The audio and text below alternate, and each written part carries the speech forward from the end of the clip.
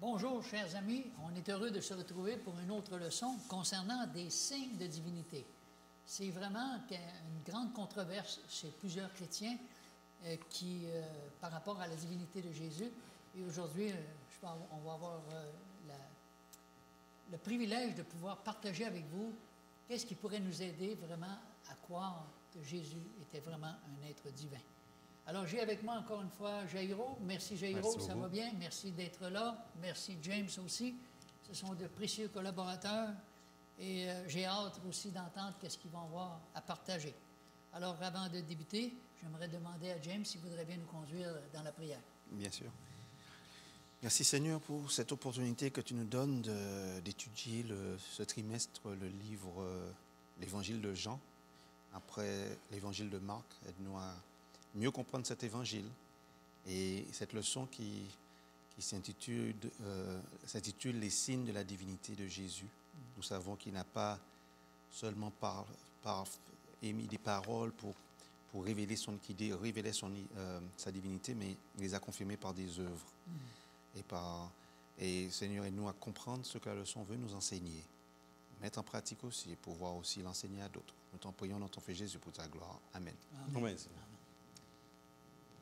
On sait une chose, c'est que Jésus a fait beaucoup de miracles. Et probablement qu'ils ne sont pas tous mentionnés dans la parole de Dieu.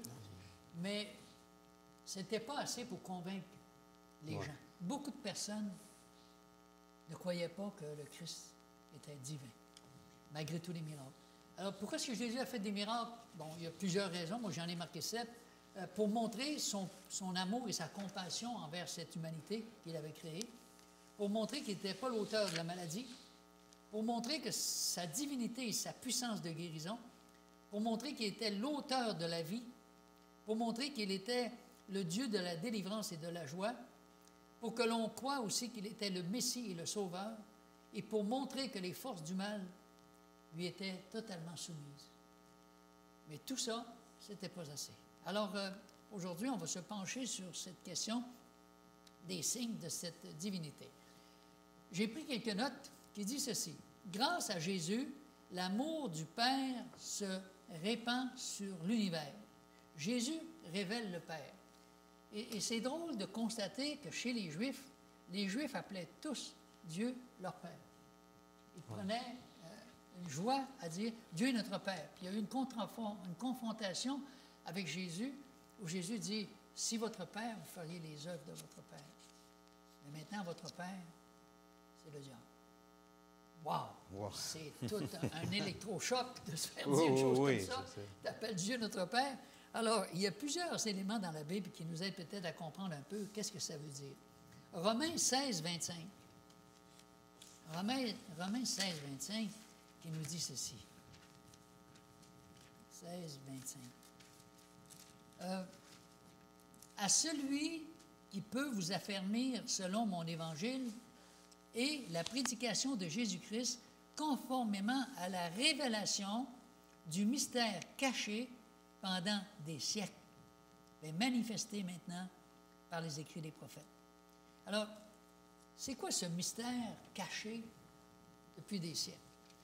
Et quand on pense à Jésus, après qu'il est ressuscité, dans Hébreux 1,6, Dieu le Père dit que tous les anges de Dieu l'adorent.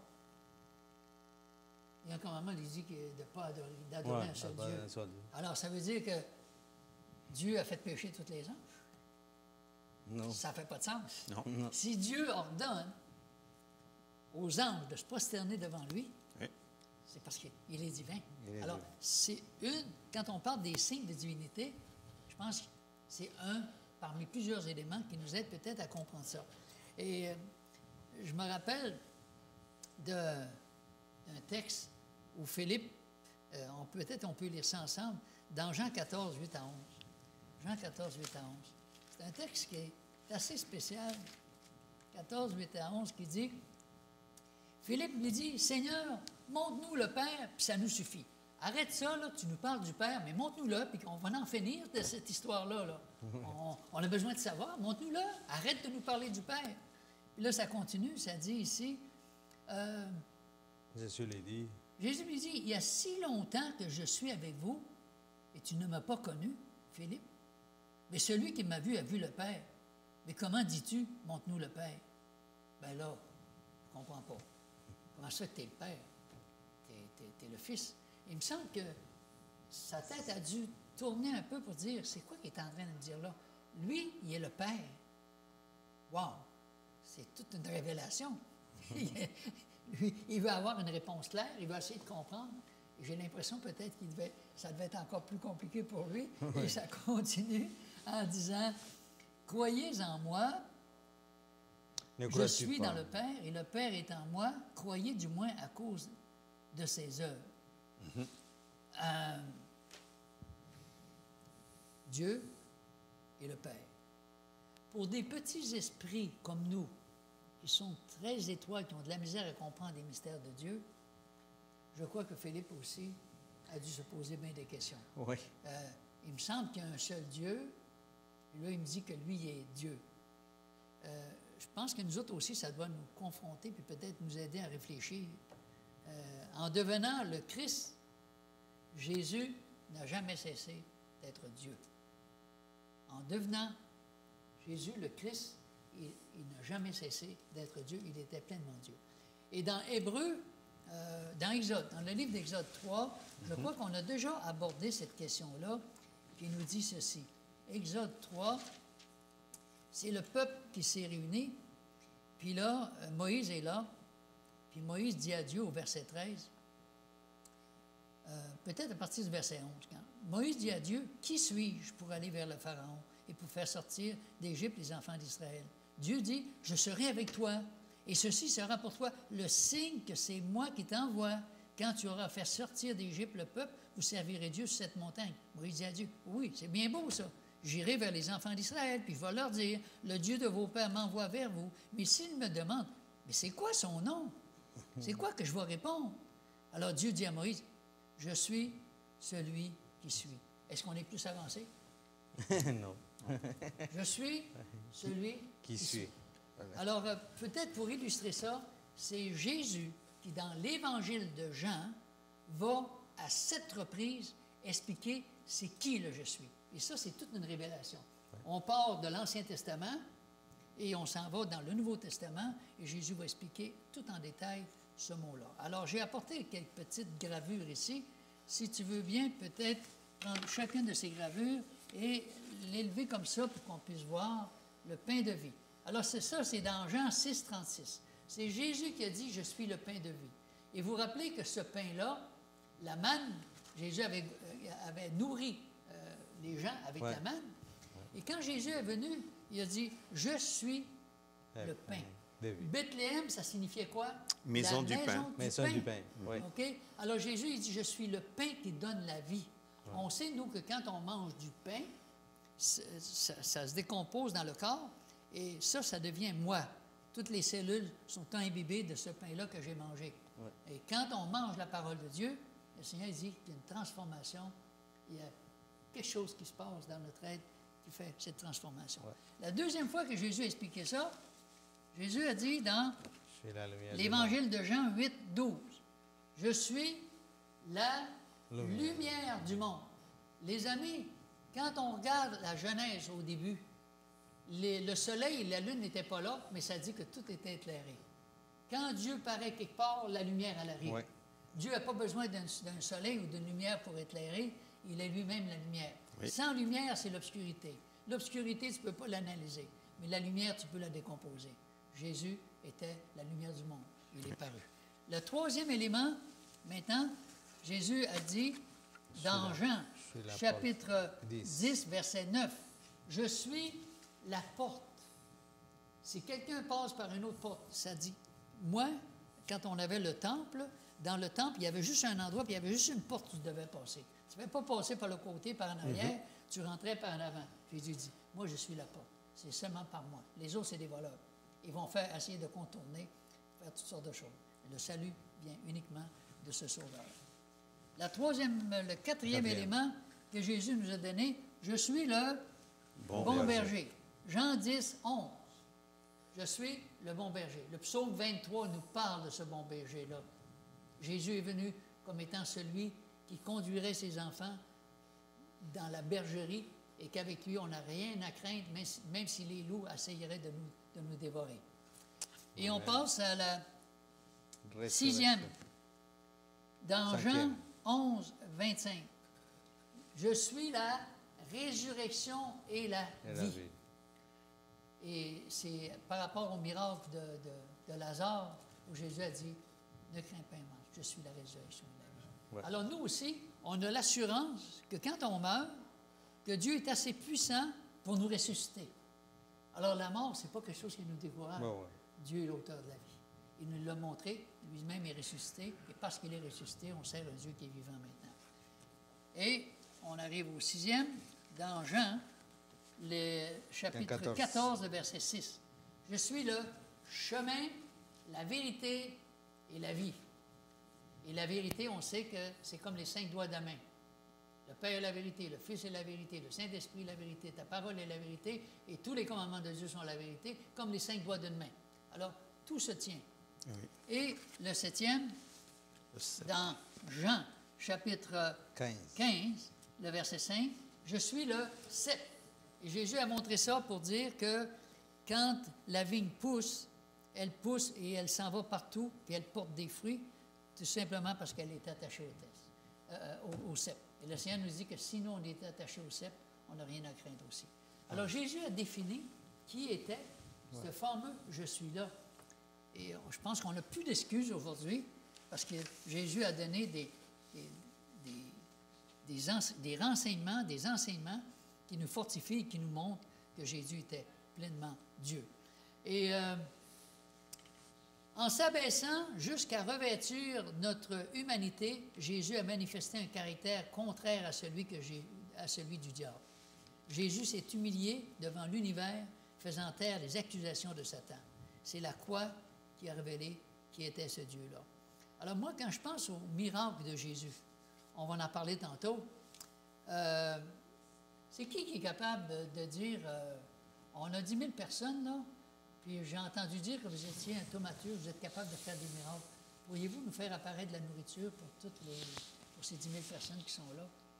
On dirait que c'est une mission impossible. Oh, oui, c'est ça. Si vous demandez à n'importe qui d'entre nous, quelqu'un qui est aveugle de naissance, est-ce que tu pourrais le guérir? On serait totalement confondus. Non. Alors, le fait que Jésus faisait des choses hors du commun, qui sortaient de l'ordinaire, ça démontrait qu'il y avait une puissance divine en arrière de tout ça qui accomplissait des œuvres extraordinaires. Et pourtant, la parole de Dieu nous dit que dans Jean chapitre 3, le chapitre 2, le verset 24. Mais Jésus ne se fiait point à eux parce qu'il les connaissait tous et qu'il n'avait pas besoin qu'on lui rendît témoignage d'aucun homme, car il savait ce qui était lui-même dans le cœur de l'homme. Alors, les miracles n'ont pas converti tout le monde. Il y a des gens qui ont cru, il y a beaucoup de monde qui ont refusé de croire. Et aujourd'hui, c'est la même chose. On a des débats qui n'en finissent plus parmi les chrétiens. Certains, ils disent qu'il y a seulement Jésus. D'autres qui disent c'est seulement Jéhovah le Père. D'autres qui disent c'est seulement le Saint-Esprit. Et pourtant, le Seigneur veut nous démêler au travers de ça pour dire ils sont 3. Le Père, le Fils, le Saint-Esprit. Et d'ailleurs, quand on commence déjà dans la Genèse, ça dit faisons l'homme à notre image. Ça veut dire quoi? Pluriel, nous faisons. C'est un pluriel? En pluriel, faisons. Quand il arrive avec la tour, puis de Babel. Ça dit descendons et voyons. Pluriel encore. C'est un langage un peu, je m'excuse, enfantin. Est-ce que Dieu a besoin de descendre pour voir qu'est-ce qui se passe? Non.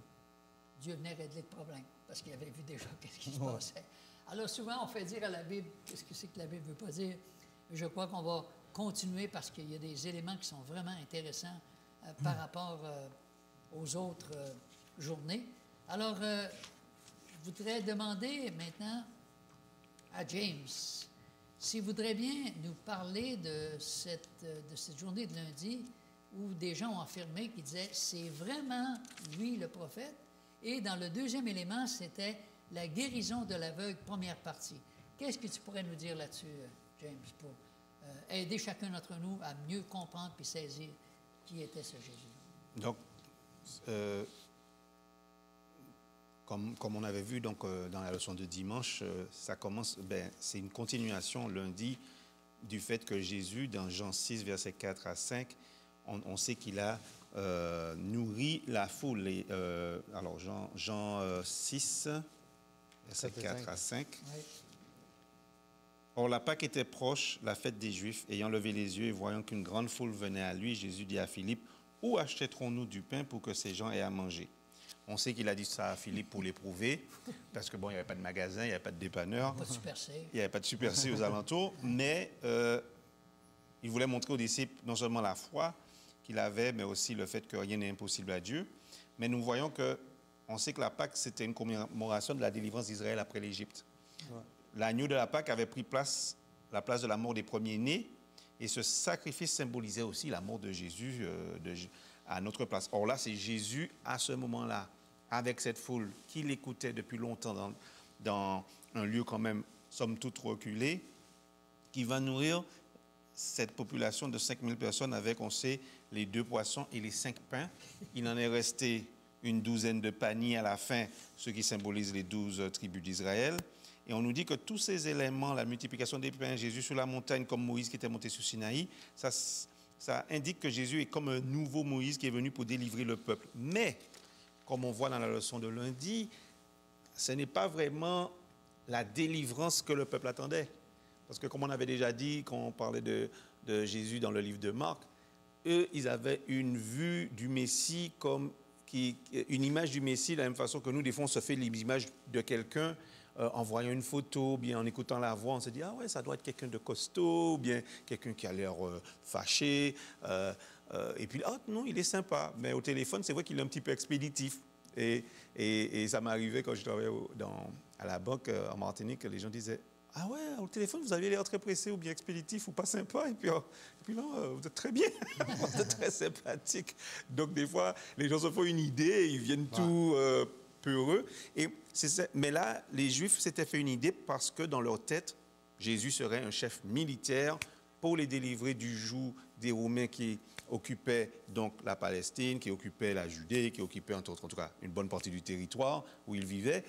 Les Romains, c'était l'empire de l'époque, l'empire dominant de l'époque, et les Juifs pensaient que Jésus serait donc un chef militaire et religieux qui allait les délivrer, mais de l'oppression de l'empire romain. Mais qu'est-ce qui s'est passé? C'est que, comme on nous dit, en temps de guerre, les 2 principaux défis sont nourrir les troupes et s'occuper des blessés et des morts. Par ces miracles, Jésus a montré qu'il pouvait faire les 2. Oui, donc, il a nourri ces gens-là. Et, comme tu as dit tout à l'heure, la leçon de lundi reprend, comme tu as dit en introduction, les 7, j'allais dire I am en anglais, mais les 7 je suis. En grec, c'est ego et aimi. Donc, c'est quoi qu'on parle d'ego? Mon ego est surdimensionné, l'ego, c'est le moi. Donc là, Jésus, lui, quand il dit « je suis », c'est « ego » émis en grec, c'est un mot grec « ego ». Donc, on nous montre que dans ce chapitre 6 de Jean, comme tu as dit, c'est dans tout l'évangile de Jean qu'il y a les « je suis le cep, je suis la vigne, je suis ceci ». Mais dans ce chapitre 6, Jésus fait référence au « je suis le pain de vie ». Et il a nourri la population avec ce pain. Ouais, c'est bon. Donc, il voulait leur enseigner aussi une leçon. Parce qu'il y a toujours une petite leçon. D'ailleurs, ce n'est jamais des miracles gratuits non plus. Et ce qui se passe, c'est que la foule, à la fin, ils se sont dit « Oh, wow, ça c'est un miracle. » C'est vraiment lui et ils voulaient le faire devenir roi. Et qu'est-ce qui s'est passé? C'est que quand ils ont vu que Jésus refusait de devenir roi, ils ont mal interprété quoi? Ils ont changé d'idée. Oui, ils ont mal interprété cela. Ils n'ont pas été contents du tout, que ça ne cadrait pas avec ce qui s'était fait comme idée. Et on nous dit que leur cœur, Ellen White nous dit dans Jésus-Christ, qu'à ce moment-là, leur cœur était ouvert à l'incrédulité. La sentence jetée par Satan porta son fruit de malentendus et de défection. À ce moment-là, il y en a beaucoup qui ont dit « Oh ben non, finalement, il n'est pas venu pour ça, c'est pas vraiment le... » Alors qu'il venait de voir un miracle extraordinaire. D'accord? Et qui est bien relaté dans l'évangile de Jean et qui est un miracle qui est présent. On nous dit, ce miracle-là de la multiplication des 5 pains et des 2 poissons, c'est le seul miracle qui est enregistré dans les 4 évangiles. C'est le seul miracle qui est enregistré dans les 4 évangiles. Et le fait que la foule voulait de faire de Jésus un roi, ça suggère qu'il avait il avait identifié comme le Messie politique et militaire qui chasserait les Romains du pays. Mais nourri miraculeusement, il demandait un signe toujours de sa divinité. Donc, l'incrédulité, comme on vient de voir. Donc, la leçon nous demande à la fin, mais comment éviter de se retrouver absorbé par les choses matérielles aux dépens des choses spirituelles? Donc, tout ce que la foule voulait, un roi, c'était une raison égoïste. Et nous aussi, nous sommes les premiers comme ça. Il voulait aussi, selon le commentaire en 12, que Jésus répète le miracle de la veille. Parce qu'en fait, ils ont suivi Jésus.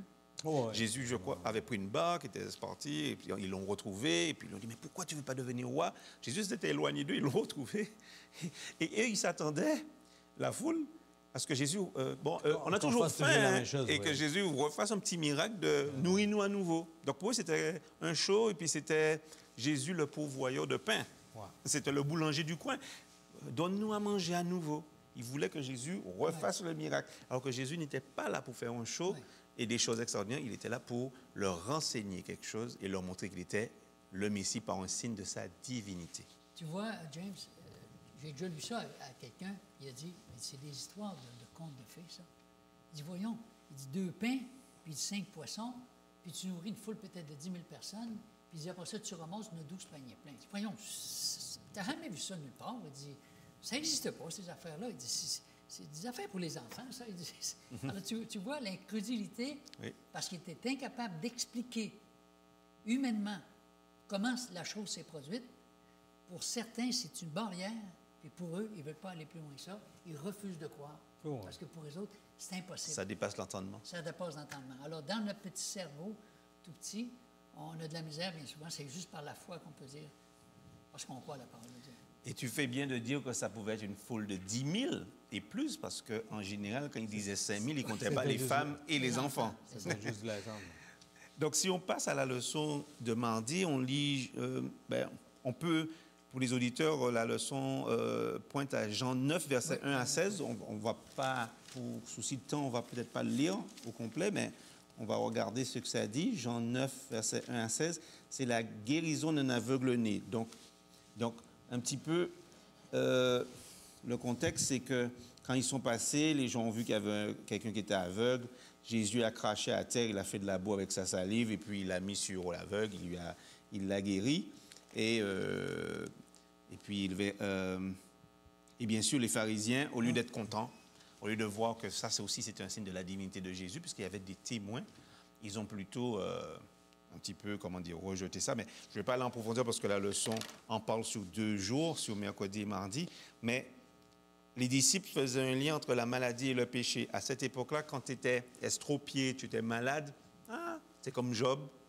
Tu as sûrement envié la femme du voisin.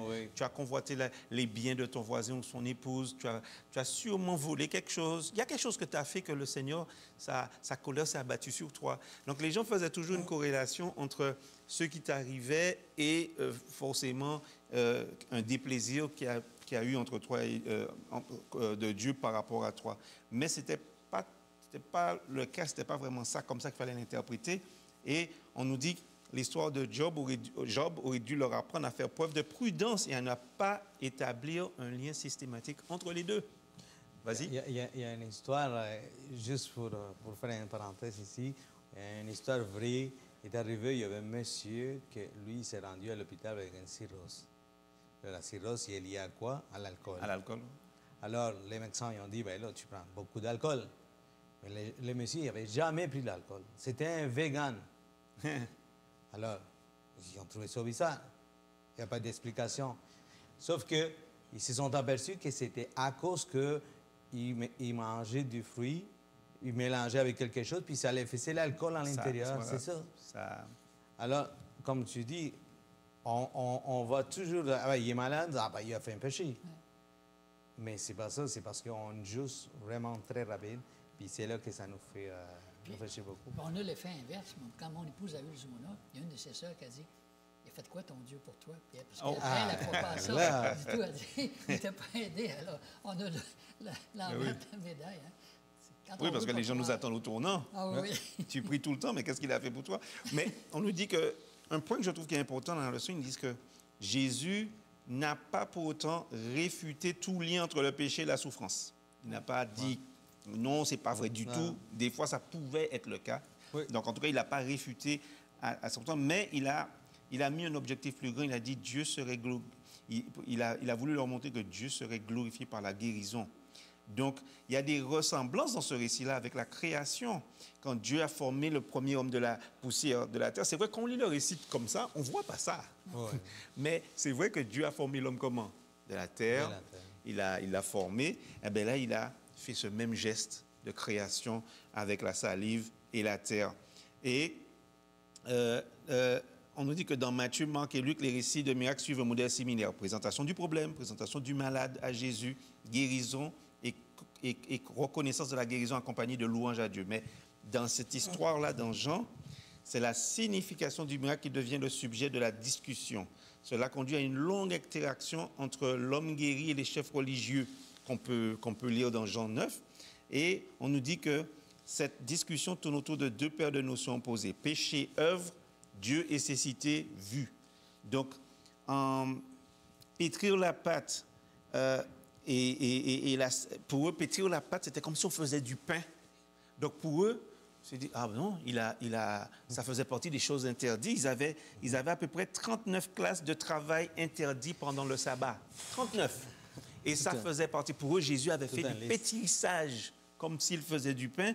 Donc, ils n'écoutaient même pas que l'aveugle avait été guéri. Pour eux, cet homme-là qui t'a fait ça, il vient de briser un des commandements, de briser le sabbat. Ouais. Et on nous dit que c'est pourquoi les pharisiens le considéraient comme un transgresseur du sabbat. Et ils en conclurent que Jésus n'était pas Dieu parce qu'il n'observait pas le sabbat. Vous voyez, c'est terrible. Écoute, tu sais, ce que tu viens de lire, c'est dans le cadre de Jean 9, verset 5. Quand Jésus dit « Pendant que je suis dans le monde, je suis la lumière du monde. » Comment est-ce que Dieu peut faire apparaître la lumière? Dans l'obscurité, tu ne vois rien. Il forme une masse avec de la boue, puis il est aveugle, là. Il ne voit rien. Oh, ouais. Puis Dieu donne la vie. Puis instantanément, toutes les neurones se mettent à fonctionner, tes yeux se mettent à voir. Ça prend une puissance qui dépasse l'être humain de faire une chose comme ça. Pour nous, on joue dans les plates-bandes de Dieu en pensant qu'on est capable de tout expliquer. Avec notre cerveau limité. C'est miracle par-dessus miracle. Oui. Et puis avec notre cerveau un peu atrophié, puisque notre cerveau n'est qu'à 10% de sa capacité. Je te trouve très gentil quand tu dis ça. Oui, on dit 7% même des fois. Oui, ça c'est vrai. Merci beaucoup. On peut continuer avec Raymond. Raymond. Jairo va nous conduire dans cette deuxième partie de la guérison de l'aveugle, plus la résurrection de Lazare. C'est la continuation de qu'est-ce que James vient parler. Là, maintenant, on est rendu au verset 17 au verset 34, entre 17 et 34, où on voit des choses que c'est base, comme James il a expliqué un petit peu, c'est que là, maintenant, c'est les Juifs qui essayent d'aller chercher l'information de quoi pour condamner Jésus. On va essayer. Vous savez que là, qu'est-ce qu'ils ont fait? Ils sont allés chercher l'aveugle, puis ils ont commencé à poser des questions. C'est qui a fait ça? Comment il a fait? En tout cas, ils ont commencé à poser des questions. Mais il y a aussi la partie, c'est très intéressant aussi, que vu que lui, il ne répondait pas qu'est-ce qu'il voulait, bien là, ils sont allés chercher ses parents. On va demander aux parents. Mais là, les parents, ils avaient peur des Juifs. Alors, ils disent, ah non, il est déjà assez grand. Alors, pose-lui la question parce qu'on ne veut pas avoir de problème avec vous. Donc, on voit comment vraiment nous... l'aveugle, il ne connaissait pas Jésus. Il ne savait pas c'était qui, lui. Mais il a été guéri. Mais une fois, en se faisant poser la question, c'est qui t'a guéri, tout ça, là, il y a une réponse qui a donné l'aveugle aux Juifs, que c'est très important. C'était dans le verset 33, Jean 9, 33. En 9, verset 33, ça dit « Si cet homme ne venait pas de Dieu, il ne pourrait rien faire. » Il lui répondit, « Tu es né tout entier dans le péché, tu nous enseignes ?» Et ils le chassèrent. Alors, Si tu me permets 2 secondes, justement, ce verset-là corrobore le fait que dans le verset 11, l'aveugle a dit oui, c'est un homme qui m'a guéri, un homme. Et puis le verset 17, il dit c'est un prophète. c'est un prophète. Donc au début, c'est un homme. Un Et prophète. puis après, verset 17, lui-même, l'aveugle, il dit c'est un prophète. Mais qu'est-ce qui les a amenés à dire une chose comme ça? Parce que dans 9.32, regarde ce que ça dit. Jamais on a entendu dire. Ouais. Jamais qu'on a entendu dire que quelqu'un ait ouvert les yeux d'un aveugle. Un Ça se aveugle peut pas, né, un aveugle aveugle né. né. Ça se peut pas. Il n'y a rien. Il n'y a aucun mécanisme qui lui permet de voir. Ça se peut pas, quelque chose comme ça. Arrêtez. Alors, c'est vraiment un refus évident de croire. Un à la aveuglement. divinité de Jésus. Eux-mêmes étaient aveugles. C'est un aveuglement. Oui. Ça, c'est dit, vous avez des yeux, mais vous ne voyez pas. Voilà. Ouais. Vous avez des oreilles, mais vous n'entendez pas. Alors, c'est incroyable de voir comment le cœur peut être endurci face à la réalité de Dieu, puis des choses qu'on ne comprend pas, qu'on n'arrive pas à saisir. Personne n'est capable d'expliquer comment est-ce que Dieu, qui était Dieu, est devenu un humain. Voyons, l'incarnation, tu ne peux pas expliquer ça. Ouais. Par la foi qu'on y croit. Et c'est dans mon pays-là, c'est sûr que là, à cause de tout cela, que le juif, même comme tu viens de le lire dans le verset 34, il était vraiment fâché la façon comme lui a répondu. Il dit ah, tu es né tout entier dans le péché, puis tu nous enseignes. Qui es-tu? Oui, qui es-tu? Tu te prends par qui? Alors, il était fâché, puis là, ses parents, ils n'ont pas répondu qu'est-ce qu'ils voulaient. Avec lui, il était fâché, il dit c'est bon, on laisse faire. Mais quand même, on voyait que les Juifs, ils voulaient trouver quelque chose Ouais. pour aller prendre Jésus. Parce que c'était leur but. Ce n'était pas pour vraiment de comprendre c'était qui au niveau de lui est vraiment le fils de Dieu. Lui est venu faire du bien ici. Non, parce Ouais. qu'il pensait, il voyait vraiment qu'il perdait beaucoup de gens à cause que lui faisait des miracles. Oui, pour eux, c'était un imposteur. Oui. Oui, c'est ça. Un imposteur qui faisait, peut-être, comme on dit plus tard dans la Bible, qui faisait des miracles, mais par des choses diaboliques, comme Oui. les magiciens. Oui. Les magiciens, au temps de Moïse, ils ont bien transformé des bâtons en serpents. Oui. Hein. Oui. Ils ont bien fait il y avait des artifices. Donc pour eux, oui, il a fait ça, mais c'est peut-être pas vrai finalement. Peut-être qu'il était pas si aveugle que ça, le gars. Oui. C'est ça. C'est quoi ils ont appelé les parents d'ailleurs. Il est vraiment avec ton fils. Quand on veut pas croire, je pense qu'on peut trouver toutes sortes d'éléments pour confirmer notre incroyance. Ouais. Oh, oui. N'importe quoi. Puis là, c'est pas juste ça, c'est parce que maintenant on se rend la résurrection de Lazare. Alors il fait ça, puis après ça on se rend à la résurrection de Lazare. Ça c'est encore quelque chose de plus dur, parce que là on pourrait dire, admettons que, ouais, lui il est né aveugle, puis là il a fait une chirurgie, puis il a pu le soigner. Mais ressusciter en mort, il n'y a pas de chirurgie, il n'y a rien qui... Écoute, garde ton idée. Je reviens juste avec un élément, moi, qui m'avait beaucoup frappé, Jairo, si tu permets. Oui. Ça dit que, au verset 22, 9, 22, ses parents dirent cela parce qu'ils craignaient les Juifs. Oui. Car les Juifs étaient déjà convenus que si quelqu'un reconnaissait Jésus pour le Christ, il serait exclu de la synagogue. Exclu de synagogue, ça veut dire... c'est Excommunié. fini, t'es excommunié, tu perds la vie. Oh, ouais. Alors, tu vois, là, encore, tout se fait par la menace, tout se fait par la peur. Tout est construit pour... Les traditions aussi. Ouais, c'est incroyable quand on étudie les Écritures de voir comment l'ennemi essaie de tout déformer ce que le Christ faisait. Il y avait une opposition absolument diabolique. Oui, bien, surtout que là, on voit la fidélité. Puis nous, on va être confrontés à ça. Nous, on va être confrontés à qu'un jour, on va vraiment nous faire poser une question. Puis c'est à nous de dire, OK, je suis côté de Dieu, je suis côté des êtres humains. Puis ça va faire une grosse différence. Et ça, ça a été là.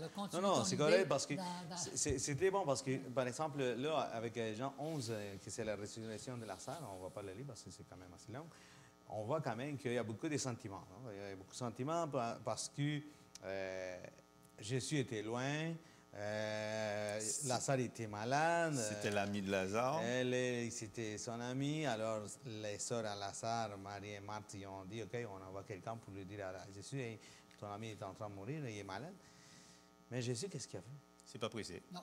Il a pris son temps. C'est tout un ami, hein? Oui. C'est un ami. Je suis malade. Puis je dis de chercher, puis lui, il est là comme si rien n'était. Écoute, c'est frustrant, là. Ah, oui, oui. Alors, j'imagine Marthe et Marie, ils disent, ben là, c'est son ami, puis là.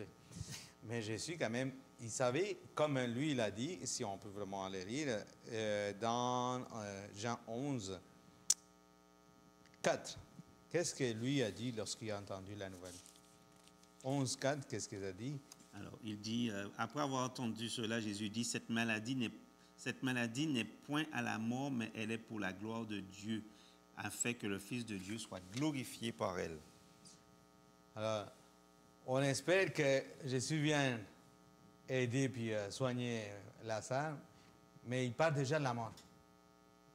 On vient de dire juste qu'il est malade, mais là, il parle déjà de la mort. Mais il n'est pas encore mort. Il est mort ou s'il dort, c'est quoi qui... Oui, c'est normal. C'est quoi vraiment sa situation? Donc, on voit aussi, parce qu'il y a vraiment plusieurs points. Et puis là, lui, Jésus, dans le verset 15, qu'est-ce qu'il dit? Après avoir entendu, parce que les disciples étaient avec lui, on a entendu la nouvelle, même il a parlé, tout ça. Qu'est-ce qu'il dit au verset 15? Jean 11, 15, qu'est-ce qu'il a dit? À cause de vous, afin que vous croyiez, je me réjouis de ce que je n'étais pas là. Voilà, il a fait exprès. Ah, c'était pour qu'ils croient, parce que même les disciples, ils en doutaient de temps en temps. Mais comme la leçon a dit, quand il avait donné la vue à l'aveugle, il avait montré, donc tout à l'heure c'était le pain de vie, là il avait montré qu'il était la lumière du monde en donnant la vue à l'aveugle, mais là maintenant, en ressuscitant Lazare, il montrait qu'il était la résurrection et la vie. Donc tout ça, tu voyais les 7 « je suis » de Jean, à chaque fois, comme ça. Et puis l'autre élément aussi, c'est que les Juifs, les autres, jusqu'à 3 jours, ils pouvaient avoir un doute que la personne était vraiment morte. Ça pouvait être une espèce de semi-coma, quelque chose comme ça. Alors Jésus le savait. Il a attendu le 4e jour, parce que le 4e jour, la décomposition était vraiment amoncée. Il n'y a plus personne maintenant qui allait être capable de défendre pour dire non, il était peut-être dans un état de semi-sommeil. Comme c'est marqué un sommeil. Alors Jésus savait. Il a attendu la 4e journée. Il savait pourquoi. Et ça, c'est quelque chose qu'on ne sait pas tout le temps. Hein? Oui, non, c'est normal. Ça, c'est quelque chose, parce que même, on voit que là, en premier, c'est vraiment le disciple. Il a dit, vraiment, ça c'est pour que les disciples puissent croire. Mais après, c'était aussi pour Marthe et Marie. Lorsqu'on lit à partir du verset 23 jusqu'au verset 27, qu'est-ce qui s'est passé? 23, 27, ça dit, Jésus lui dit, à qui a dit? Il parlait avec qui? Avec Marthe. Oui. Il dit, Jésus lui dit, ton frère ressuscitera. 24, c'est dit, je sais, lui répondit Marthe, qu'il ressuscitera à la résurrection au dernier jour. Jésus lui dit, je suis la résurrection et la vie. Celui qui croit en moi vivra quand même, il sera mort. Wow. Et quiconque vit et croit en moi ne mourra jamais. Crois-tu cela? Elle lui dit, oui Seigneur, je crois que tu es le Christ, le Fils de Dieu qui devait venir dans le monde. Il y avait beaucoup de foi. Il y avait beaucoup de foi, mais quand même, il n'était pas sûr qu'il pouvait vraiment ressusciter. Parce qu'il parlait pour elle, c'était fini. Pour elle, c'était fini. Mort. Il était mort, décomposé. Mais fini. Qu'est-ce qu'il a fait Jésus? OK, on y va. Où est-ce que Lazare est là? Où est-ce que Lazare est là? Et puis, on va le ressusciter. Ça a été aussi tout un miracle où les gens ils se sont dit, c'est qui c'est Jésus-là qui est capable de ressusciter des gens? Et surtout une personne qui est déjà il est décomposé, là. Il n'y a plus rien. Là. Il y a vraiment, même dans le verset où ça dit qu'il déjà se sent déjà. Sentait? Oui, se sentait. C'était le verset, excusez-moi. Pendant que tu cherches? Oui. Et puis ça donne un coup à la théorie qui veut que quand quelqu'un meurt, il va directement au ciel. Parce que vous vous rendez compte, si Lazare était au ciel en train de parler avec Dieu, avec Adam, avec les gens au ciel, on ne sait pas s'ils y sont, on sait qu'il y a Moïse, Élie, mais s'il était déjà au ciel avec les anges, et puis on lui dit, oups, on te ramène sur terre. Il serait fâché. Il serait fâché. Il serait fâché. Il aurait dit, c'est quoi cette histoire-là? J'étais à Jésus, j'étais bien. Puis, je suis déjà en haut. Je n'ai pas envie d'en revenir sur cette terre-là, tu sais. Alors, c'est sûr, ça, c'est un élément. Puis l'autre élément qui est intéressant, tu sais, quand on regarde ça, ça nous frappe parce qu'on dit, ressusciter un mort après 4 jours, il n'y a personne qui a jamais fait une chose comme ça. Alors, est-ce que ça l'a convaincu les chefs juifs puis la population. Mais pas du était- tout. Ah non, pas du tout. On a un Ça, texte. ça a été On a appuyé. un texte pour ça. Jean chapitre 12. Jean chapitre 12. À partir du verset 9. Une grande multitude de Juifs apprirent que Jésus était à Béthanie. Ils y vinrent non seulement à cause de lui, mais pour voir Lazare qu'il avait ressuscité des morts. Et les principaux sacrificateurs délibérèrent de faire mourir aussi Lazare, parce que beaucoup de Juifs se retiraient d'eux à cause de lui et croyaient en Jésus. Incroyable. Et ouais. Tu prends position pour le Christ, pour ce qu'il a fait, puis les autres, au lieu de les convaincre qu'ils voient un miracle incroyable, leur cœur s'endurcit encore. Ils étaient davantage. terribles, ils étaient spéciaux. Ça nous touche, mais je pense que c'était la même chose dans ce temps-là, puis c'est la même chose aujourd'hui. Ah oui. On est aussi incrédule, aussi incapable de comprendre. Ou bien comme les hommes au temps de Noé aussi, ils ont vu les animaux entrer deux par Ouais, deux, ouais. ils ont vu la première goutte de pluie, mais pour eux c'était business as usual. Ça veut dire Oui, les oui, animaux- on sait en lisant la parole de Dieu, par exemple, ici en Jean, puis tout ça, c'est que vraiment, les Juifs, il y avait vraiment. Ils ne voulaient pas perdre les gens qui les suivaient. Oui, C'était ça. oui, oui. Eux, c'était plus important d'avoir le pouvoir puis gérer les gens. Le contrôle que du le peuple. contrôle et tout. De contrôler ce qu'ils pensent, ce qu'ils croient. On va lire un texte maintenant par rapport à la pensée des Juifs. Pourquoi les Juifs avaient ce genre de raisonnement par rapport à ça? Alors, dans Jean chapitre 7, Jean 7. ouais, à partir du verset 41, ça dit, des gens de la foule ayant entendu ces paroles disaient, celui-ci est vraiment le prophète. D'autres disaient, c'est le Christ. Et d'autres disaient, est-ce bien de la Galilée que doit venir le Christ? L'Écriture ne dit-elle pas que c'est de la postérité de David et du village de Bethléem où était David que le Christ doit venir? Il y eut donc à cause de lui une division parmi la foule. Quelques-uns d'entre eux voulaient le saisir, mais personne n'a mis la main sur lui. Ainsi, les huissiers retournèrent vers les principaux sacrificateurs et les pharisiens, et ceux-ci leur dirent, « Mais pourquoi l'avez-vous pas emmené? » Les huissiers répondirent, « Mais jamais un homme n'a parlé contre cet homme-là. » Même les autres étaient subjugués. Il était sous l'influence du Saint-Esprit, puis il avait oublié totalement la mission. La mission. qu'il avait.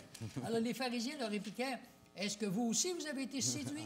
Y a-t-il quelqu'un des chefs des pharisiens qui a cru en lui? » Mais cette foule qui ne connaît pas la loi, ce sont des maudits. Nicodème, qui était venu de nuit vers Jésus et qui était l'un d'entre eux, leur dit, « Notre loi condamne-t-elle un homme avant qu'on l'ait entendu et qu'on sache ce qu'il a fait? » Ils lui répondirent, « Es-tu aussi galiléen? Examine les Écritures et tu verras que de la Galilée, il ne sort point de prophète. » Les amis, Nazareth, c'était en Galilée. Gardez le doute, lisez les Écritures, vous ne trouverez jamais ça. Oui, pour eux, il y avait une limitation géographique. Oui, Ouais, c'est ouais, normal. ouais. Fait que la croyance populaire qui disait que le Messie n'aurait aucun Parce lien qu'il de... devait venir deux autres. Ouais, que le Messie Il devait pas n'aurait venir aucun derrière. lien de parenté avec l'humanité. Alors Jésus ne pouvait pas avoir un lien de parenté avec l'humanité. Pour eux autres, c'était impossible. Ouais. Ça répondait pas à la croyance populaire. Ouais.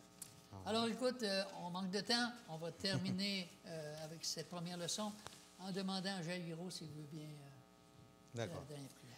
Prions. Notre Père, notre Dieu, nous te remercions pour la belle leçon que nous venons de faire, que nous venons de lire.